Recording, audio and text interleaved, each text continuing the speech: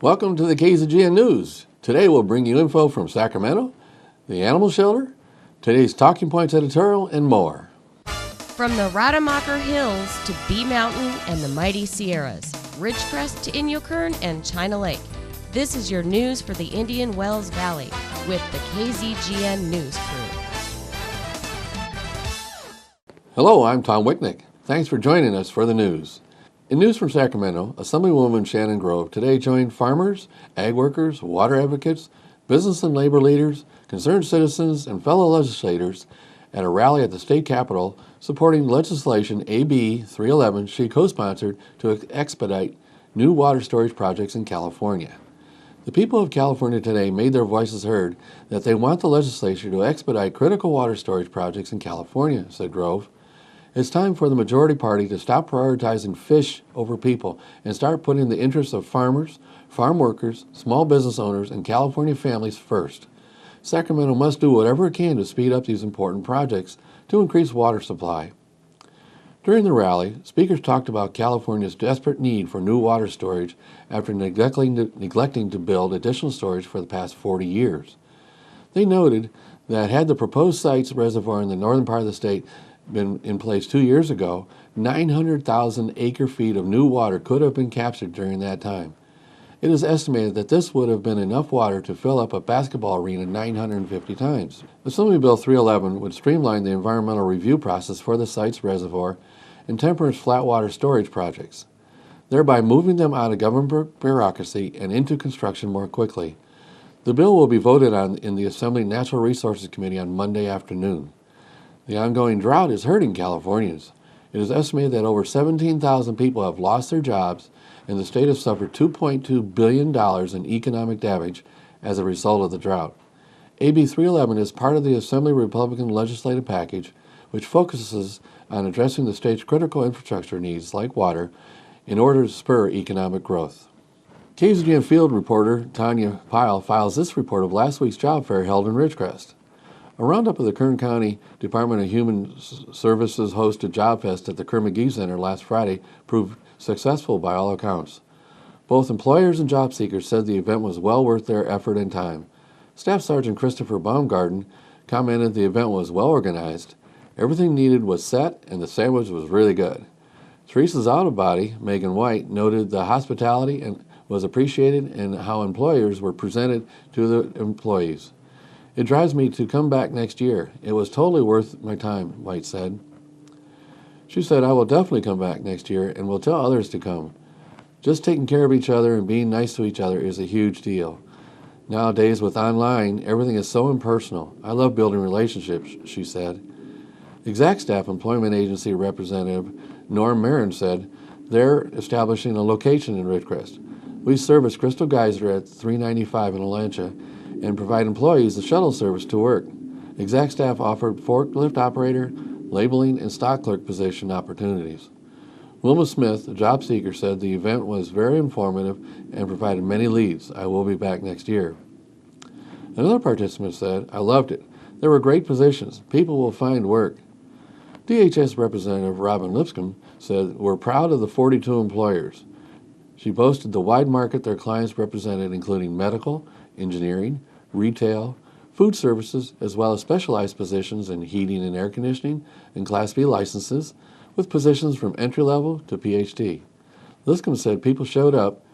Results will be in about 1 month to determine how over 200 job seekers fared with the hundreds of positions offered. She said Kern County is working to serve its population by giving job seekers face time with employers. Kern County Program Director Brandon Evans says, if you could contact 42 employers in one day, that's impressive. The good folks out at the Ridgecrest Animal Shelter want to remind everyone that time is running out for this month's special adoption program. The shelter is offering any dog or cat that has black fur or even part black fur for adoption at a special rate of only $10. Yep, you heard right, $10. You have 2 days left in April where you can adopt any dog or cat with black fur for only $10. The animal shelter is open 5 days per week, Tuesday through Saturday. But this special is only good for tomorrow and Thursday. I was out at the shelter just the other day, and there are quite a few great dogs and cats that qualify for this special adoption program. These dogs and cats are just waiting for you to come out and adopt them. A loving pet can turn a house into a home. So take advantage of this sale. Just $10 can get you a new member to your family. We'll be back with today's Talking Points editorial after this break.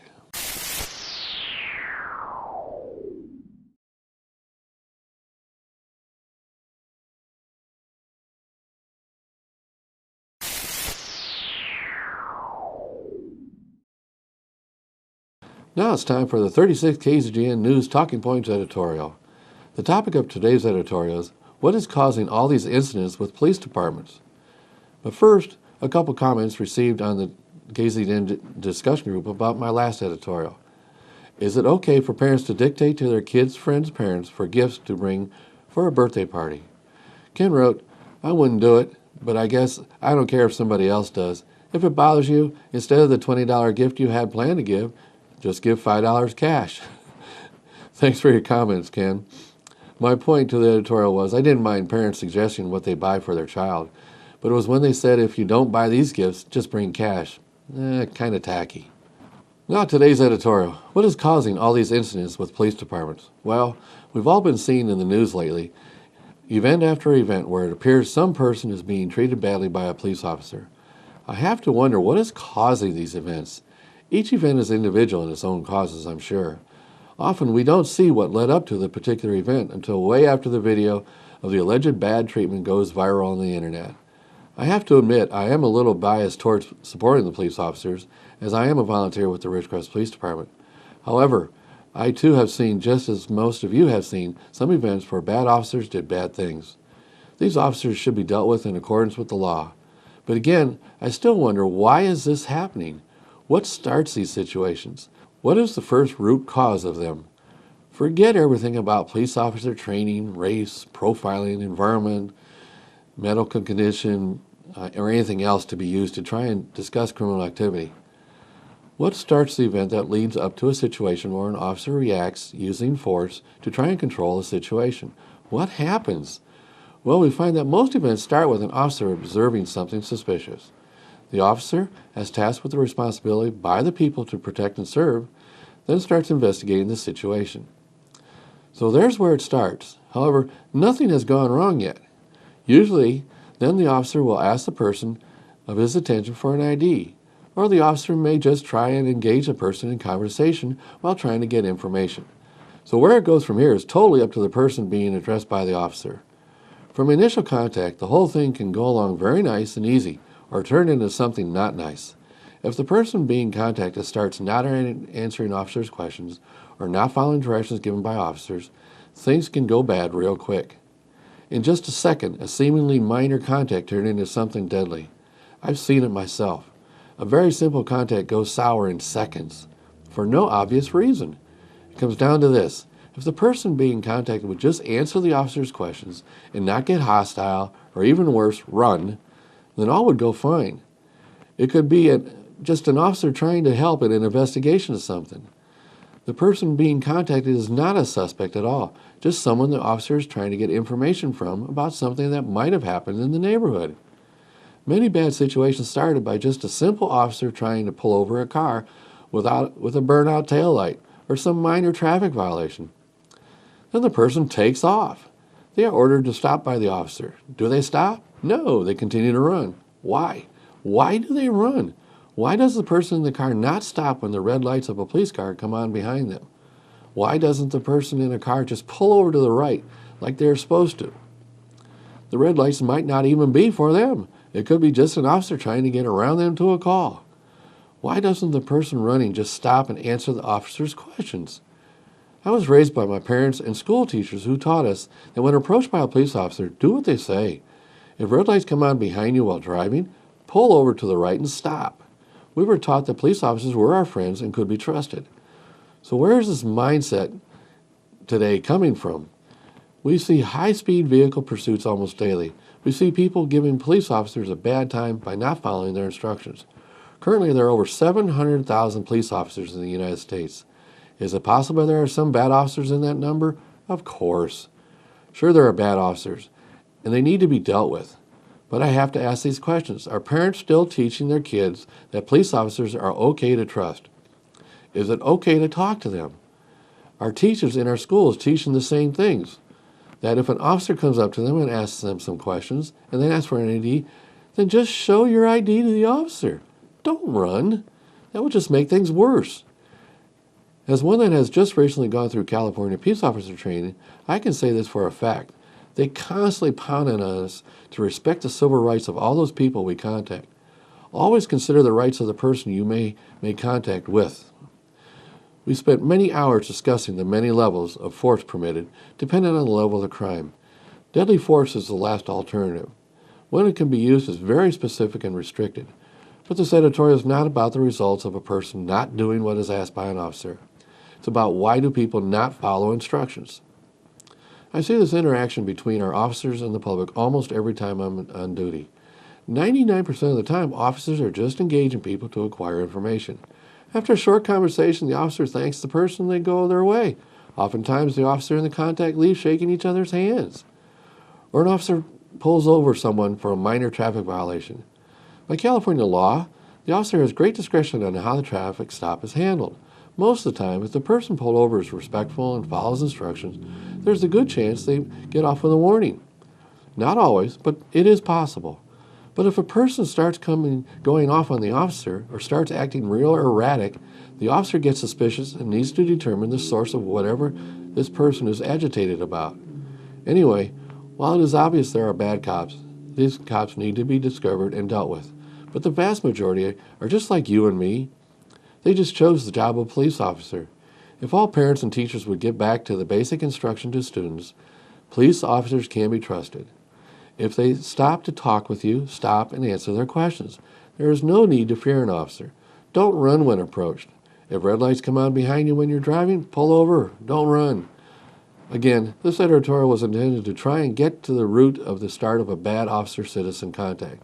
I offered no attempt to analyze the way a bad contact plays out, only what starts it to go bad. If people would just stop when requested, these incidents of bad situations would go down greatly. In conclusion, the Ridgecrest Police Department has a saying posted on the door officers see as they exit the station to go out to their cars. Paraphrased, it says this: "We provide a service to the people of Ridgecrest. Make sure you provide the best service you can." Pretty good goal. I'm Tom Wicknick, and that's what I think. If you have any comments about this editorial or would like to discuss or recommend a topic, I'd like to hear from you. Please email them to info@kzgn.net. Stay tuned for sports and weather after these messages.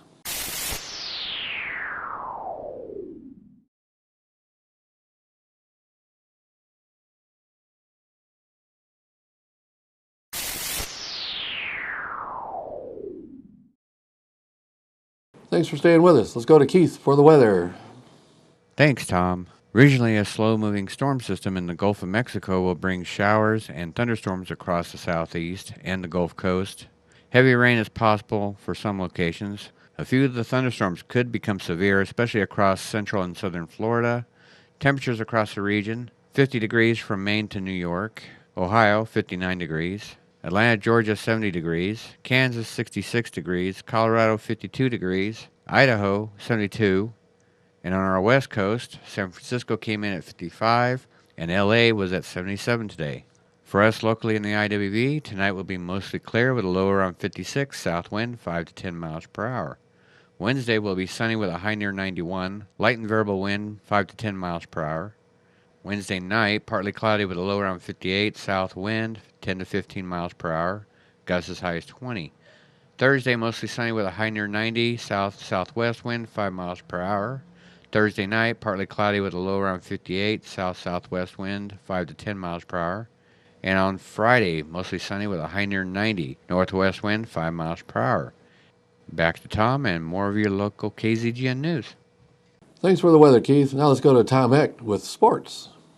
And a very pleasant Tuesday afternoon to everybody. Let's start with local sports today. Burroughs High School baseball and softball in action. Softball team will be on the road, baseball team at home. We'll let you know tomorrow how they fared this afternoon.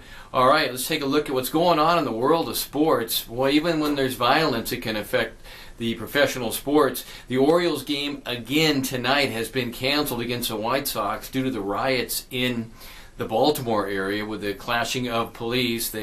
Major League Baseball, a little bit afraid to have that game played tonight. The city of Baltimore couldn't guarantee complete safety, so they decided to postpone the game for a second night in a row.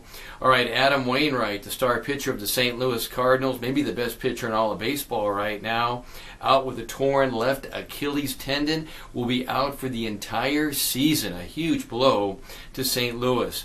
Josh Hamilton in the news. Josh Hamilton has been officially traded to Texas. The Angels will get cash and a player to be named later.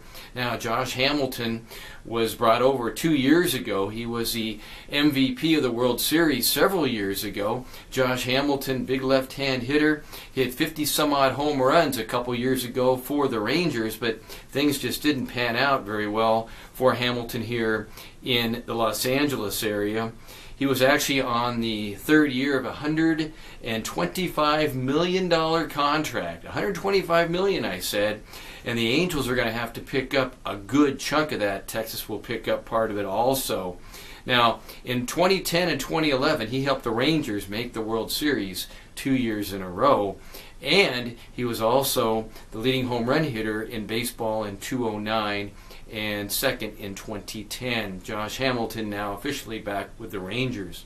All right, NBA, teams staying alive. Portland 99, Memphis 92 last night in the Rose City. They'll play again Thursday in Memphis. Boy, Portland just holding on by the skin of their teeth. Memphis doesn't have Mike Conley right now. Wes Matthews has been out for Portland. Aaron Aflalo also out for Portland, so it's been a battle without a couple of your true superstars. Milwaukee somehow staying alive. They were down 3-0 against Chicago. They've won 2 straight. They beat the Bulls in Chicago last night, 94-88. They'll play Thursday night in Milwaukee, game number 6. Jason Kidd doing a good job with the Milwaukee program. Brooklyn somehow in overtime beat the Hawks. 2 games in a row now. The number 8 seed beating the number 1 seed. It was Brooklyn 120, Atlanta 115 in OT in New Jersey. 2 teams will play again on Thursday in Atlanta. All right, tonight it'll be Dallas trying to survive. They're down 3-1 against Houston. They'll play in Houston. And the Spurs will play the Clippers at Staples. That series tied 2-2. All right, let's take a quick look at baseball. Kirk Gibson, the famed Los Angeles Dodger. He spent most of his years with the Tigers, was the MVP several times in the American League. He was the National League MVP in 1988. He had that traumatic home run in the World Series where he hit the home run coming off the bench as a pinch hitter, and he limped around the bases, won the game for the Dodgers that year. Also helped them win the World Series that year. Kirk Gibson diagnosed with Parkinson's disease. Gibson, currently a Tigers broadcaster in Detroit, last year managed the team in Phoenix until he was let go at the end of the year by the Diamondbacks. All right, Major League Baseball last night, the Dodgers win again. They beat the Giants 8-3.